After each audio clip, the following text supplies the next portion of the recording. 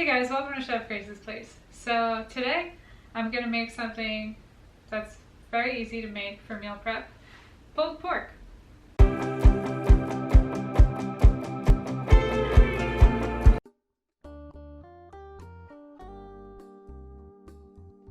I like making pulled pork because when you buy a pork butt or a pork shoulder, it's usually, like almost 10 pounds of meat. And it's gonna last you a really long time throughout the month. And with all that fat, it doesn't dry out and it's just delicious, and you can put it in a very large variety of things. Now, every time I make it different.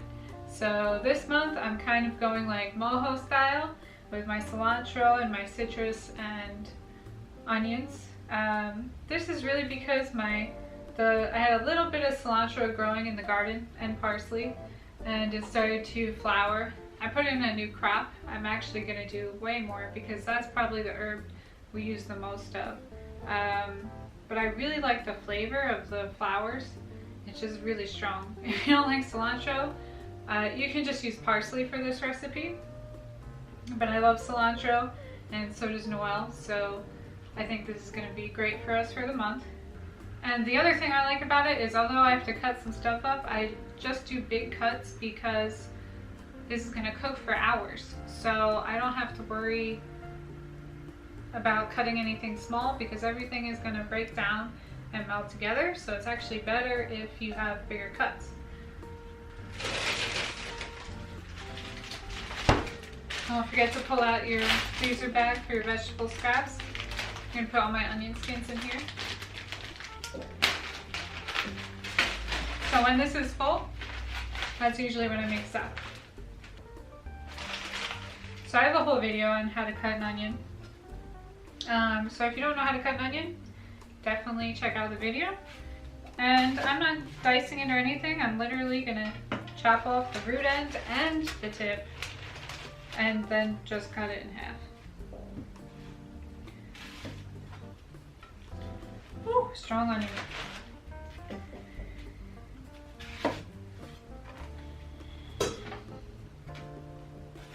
And this is gonna fall apart in the as we cook it really low and slow. Oh, that one really got me.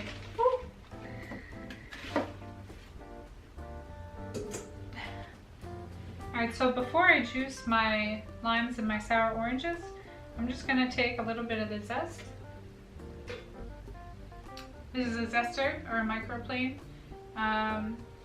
If you don't have one, I wouldn't say zest is completely mandatory, but when you are zesting, you want to make sure you don't get the white part, which is called the pith. You only want the zest. So citrus has 3 different parts: the zest, the pith, and the fruit. So the pith is like this hard, bitter stuff. It's pretty much all fiber, and it's bitter, and they actually use it to make pith helmets out of, which are those funny looking safari helmets you would see in like Tarzan or something. I don't know if they still wear them. This is a sour orange, and it's a very good example of citrus if you haven't seen the pith, the fruit, and the zest. So this outer part here, that's the zest of the fruit. This white part, which is very thick on a sour orange, is the pith, and that's the thing they would make pith helmets out of. And then the inner part, of course, is the fruit. So you can see sour oranges have a lot of seeds, and that's why I'm using a strainer. I do not have a juicer, so I'm going to use the old-fashioned juicer, also known as a fork. And I'm just going to push it into the middle and turn it as I squeeze, and that's going to help break up all the capillaries of the fruit.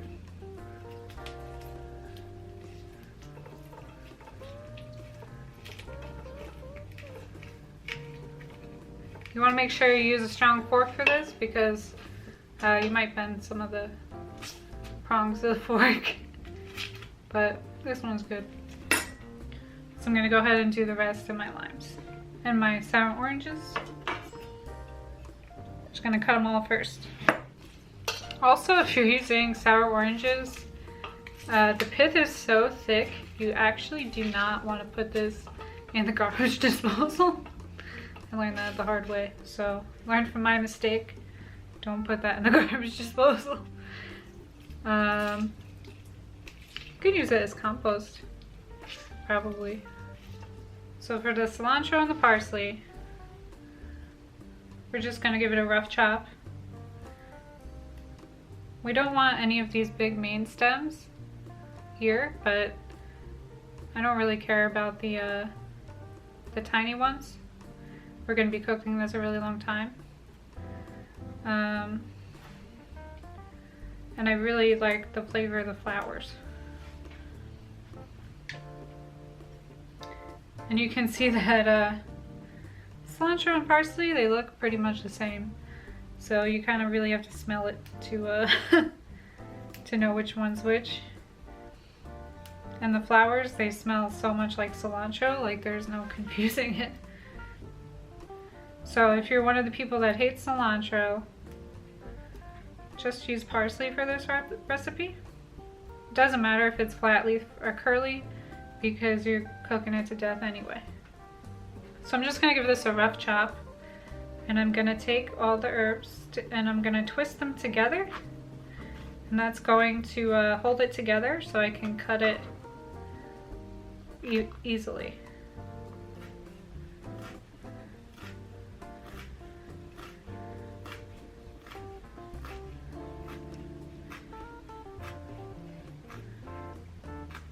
And you do that with any herb like that. You could also just give it a once over there, and that's good.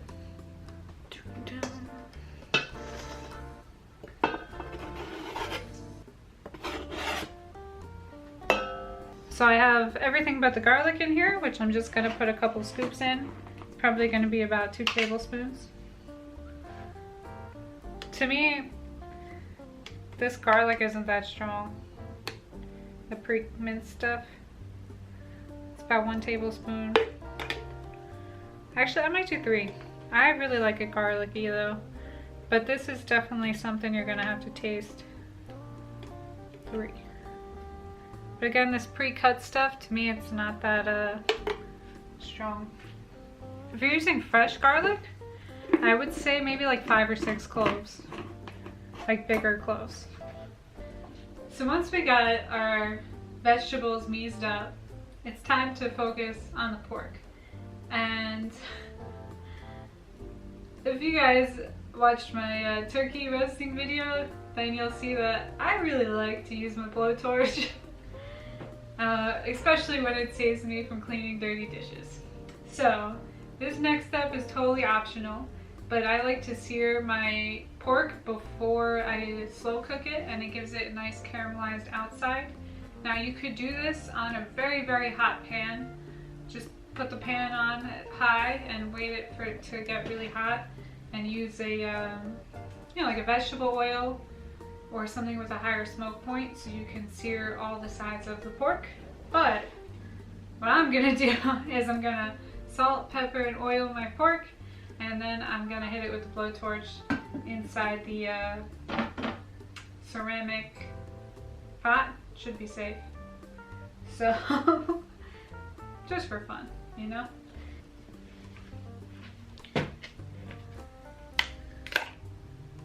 Do a little bit of vegetable oil. I'm just gonna massage it onto the pork. Again, this meat is from a butcher box. And I'm gonna generously salt and pepper this. Alright, always use fresh cracked pepper, and I really do like to use the sea salt for this. You could use kosher salt, but stay away from iodized in any of your cooking. Alright, iodized is all like a table salt, and it leaves a weird aftertaste, honestly. So I'm just gonna rinse my hand off to do the pepper.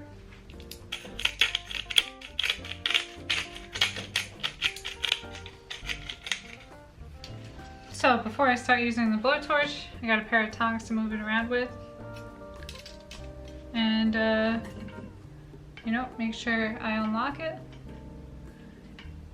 And I'm gonna start with the fat side, and then I'll move the pork around from there.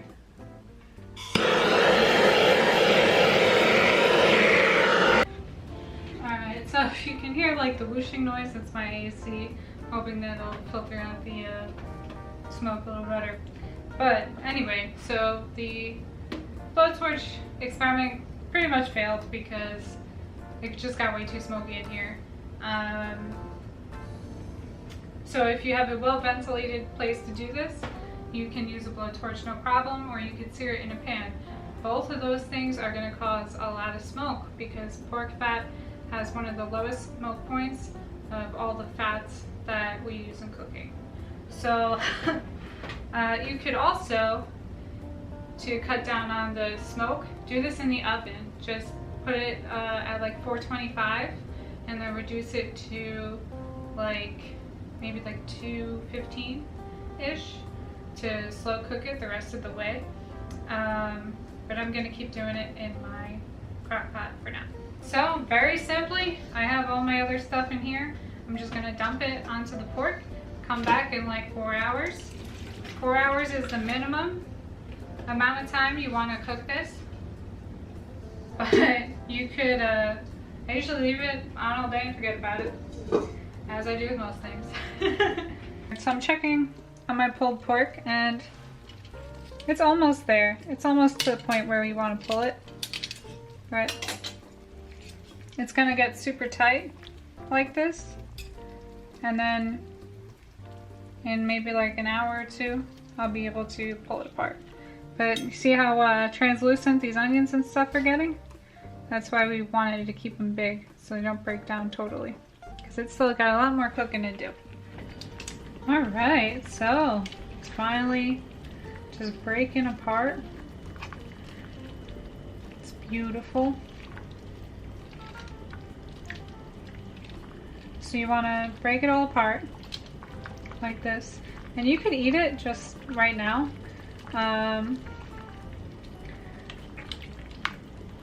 It's actually getting pretty late. I'm thinking about letting it just simmer overnight. Oh, and look at those onions. That's gonna be so good.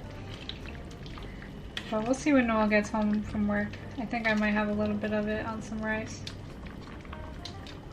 Maybe with some red onions and some avocado, some lime. Oh, it looks amazing. Yeah, I'm definitely gonna have some tonight. Looking good. Okay guys, so the pork is done. It could go a little longer, but it's at the point where you can eat it now, right?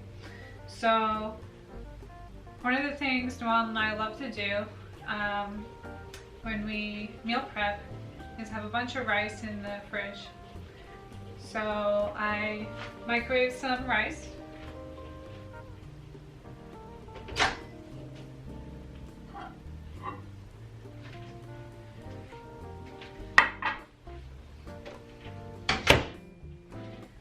You'll notice that it's brown rice, but it's not actually brown rice.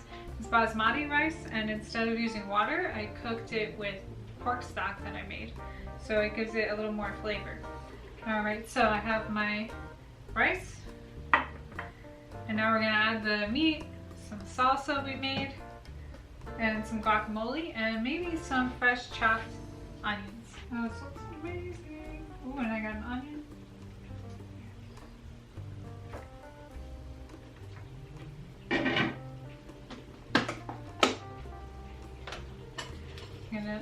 So pineapple salsa.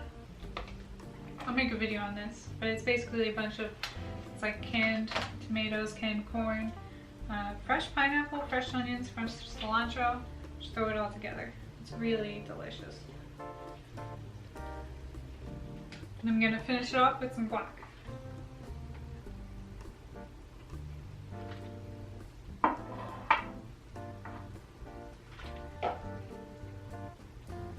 And of course you could put this in a taco too if you wanted to, or a burrito.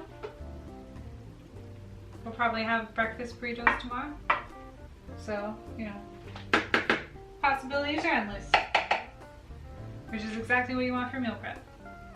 And of course, you gotta serve it with some lime. Always let the person squeeze their own lime. That's no else than lime. It looks beautiful.